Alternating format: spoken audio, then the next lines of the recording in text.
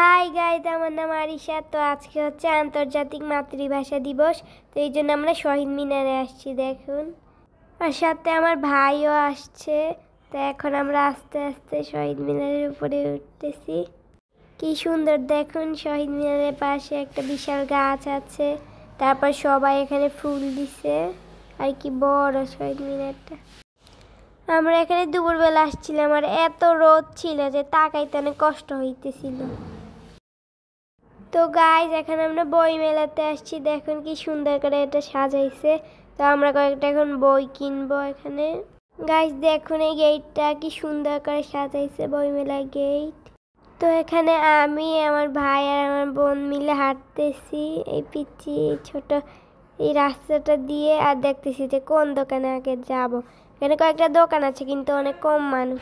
আর এখানে সব দোকান এখনো খুলে নাই, কারণ আমরা দুপুরে আসছি। বিকালে হইলে সব দোকান খুলতো। তো আমরা ভাবছি প্রথমে এইখানে কোনো দোকানে যাব, কিন্তু এখানে মনে হয় না যে আমাদের জন্য ভালো বই রাখবে। তো আমরা এখন এই দোকানটাতে আসছি। এখানে মনে হচ্ছে যে আমাদের জন্য অনেক সুন্দর সুন্দর বই রাখবে। তো এখন আমরা দেখে চুজ করে তারপর নিব আর কি। আর দেখুন গাইস, এই দোকানটা কি সুন্দর করে সাজাইছে। এখানে মনে হইতেছে সব বড়দের বই। তো এই জন্য আমরা এই পাশে এসে কয়েকটা বই দেখতেছি। এখন আমার কোনোটা পছন্দ হইতেছে না, তো মজার না। তো আমি ভাবতেছি একটু ভূতের কিছু বই দেখবো। তো একটা রাক্ষসের গল্প পাইছি, কিন্তু এটাও তো সুন্দর না, মজারও না।